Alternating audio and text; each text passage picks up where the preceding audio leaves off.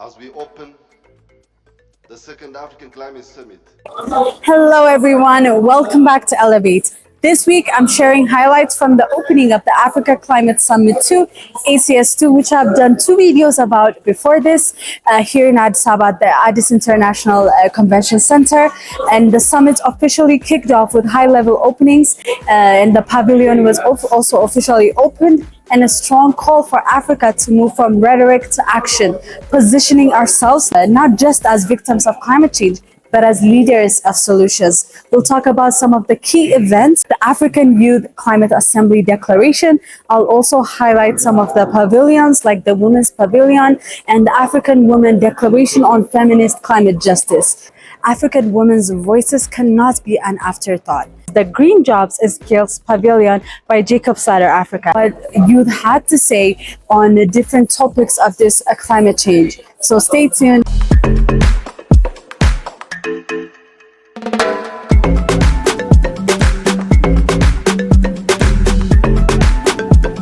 Often, Africa's story at climate summits begins with what we lack. Lack of finance, lack of technology, lack of time. Let us begin instead with what we have.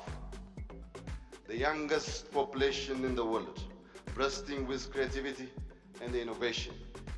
The fastest growing solar belt on Earth. The high-level opening was taking place inside the plenary hall. Not everyone had the privilege of being inside to listen to these keynote addresses, and thousands of people were already at the Addis Convention Center, and more kept coming throughout the days of September 8, 9, and 10. So the pavilions were also open on September 8, and when you get in the center, right in front of the entrance, you'll find the Ethiopian Pavilion, showing the amazing work that has been done in the past and the amazing natural and agricultural throughout the 3 days. There were a series of events, including the launch of the NDC 3.0, which took place here at the Ethiopian Pavilion, and different sessions in different thematic areas, including health, took place in this Ethiopian Pavilion. During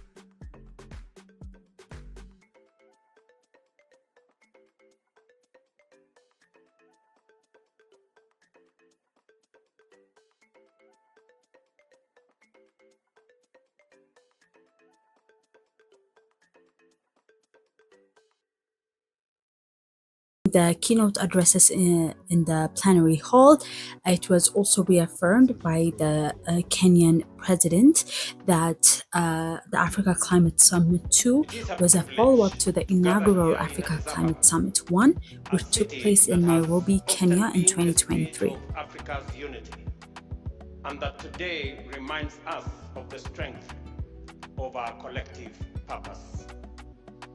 I thank Ethiopia for its generosity in hosting us and for carrying forward the spirit of Nairobi into this second Africa Climate Summit. 2 years ago, I had the honor of welcoming you to the inaugural Africa Climate Summit in Nairobi. So during this Africa Climate Summit, there was something for everyone: African Ocean and Climate Pavilion, the Women's Pavilion, and many more other interesting African women and girls described as custodians of the land and nurturers of life. Their declaration made it very clear: African women's voices cannot be an afterthought, and representation must go beyond tokenism to real leadership in decision making. They also called for climate finance that is grant-based, gender responsive and accessible, with stronger funding for adaptation and the loss and damage fund. And they also reminded us that African women are not just victims of climate change, but leaders of real, sustainable and gender just solutions, from seed systems and biodiversity to renewable energy and recycling. I also had the opportunity to participate and facilitate and share my ideas in numerous side events. One was on maternal health and renewable energy in the UNICEF Pavilion, which was coordinated by an organization that I founded, and another one was on gender transformation, sexual and reproductive health, and how this can be used for adaptation and resilience, especially in vulnerable communities in Ethiopia and across Africa. And the power of youth in facilitating such activities, such projects and dialogues, and also the importance of youth leadership in this. The first event that I actually participated in was on UNICEF Pavilion on the morning of September 8th, and it was on U-Report. So let's talk about U-Report. It's UNICEF's flagship digital platform, which was launched in 2011 to give young people a direct voice in shaping the decisions that actually affect their lives. So through simple polls on WhatsApp, SMS, and other channels, U-Report collects youth opinions in real time, analyzes them, and displays the results on a public dashboard. So this way, leaders and decision makers can see exactly what young people think about issues such as climate, health, and education. Most importantly, U-Report is designed with privacy and safety first. It doesn't collect personal details beyond basics like your age, gender, and your country. And it never sells your information. Your phone number and social ID is stored securely, invisible to managers, and only used only to send you polls and information. When Ethiopian youth voted ahead of SES2, their voices fed directly into the summit's conversations. And those voices matter because it isn't just data, it's a way to make sure young people's perspectives shape policies on climate finance, health, and sustainable futures. Okay, so what did Ethiopian youth say about climate finance ahead of ACS2? We had 1,554 respondents on the climate finance poll, which is ACS2's central topic. And we had a poll to gauge what youth think about that. So the page that you're seeing now, I'll put the link in the description of this video, and I'll also put social media links of your report for those of you who want to participate. And also if you want to contribute your ideas for this poll, it's not too late. Yes, the Africa Climate Summit 2 has passed, but this climate agenda always continues and your ideas still matter. So I will put the link in the description of this video for you.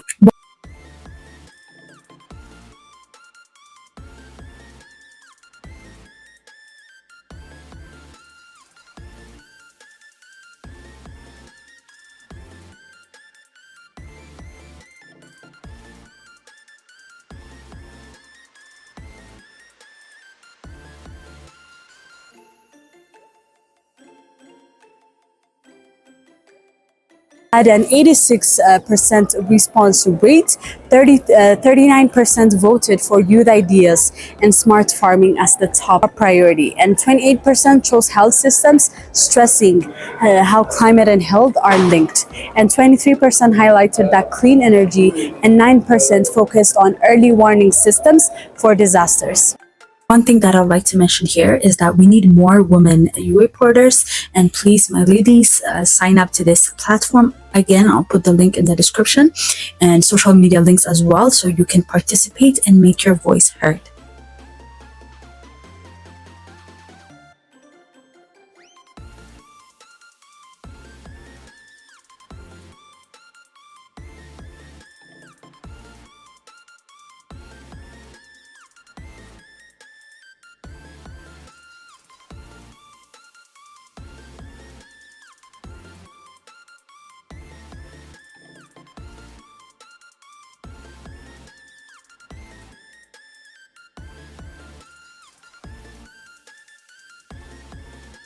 This shows that young people want climate finance not just for infrastructure, but for jobs, innovation, and systems that improve daily life. And that's the power of U-Report.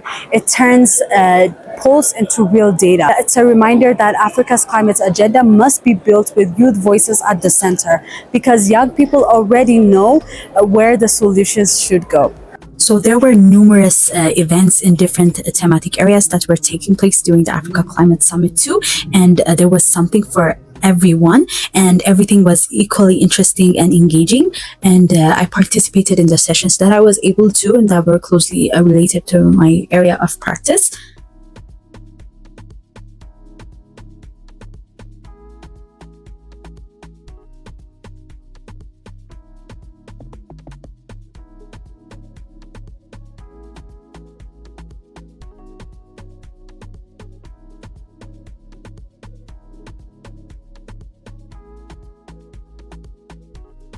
One of the most exciting things at this Africa Climate Summit too was the Green Jobs and Skills Pavilion by Jacob's Ladder Africa. And for those of you who don't know, I'm an Africa Youth Climate Finance Fellow, which is a fellowship by Jacob's Ladder Africa aimed at creating a generation of African climate advocates, African climate experts that are also experts in this specific climate finance area.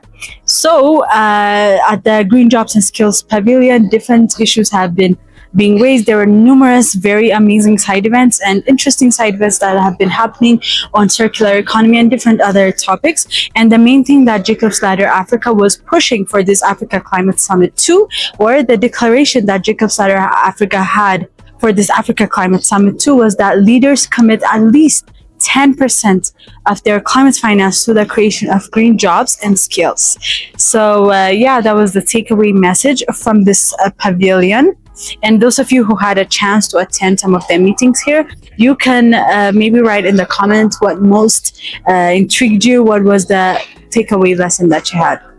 In a very, very short summary, that was what Africa's climate summit was like. And the last day, it was the eve of the Ethiopian New Year. So the closing was very celebratory. Everyone was super excited, and it was an achievement for the Ethiopian government and overall for the continent of Africa.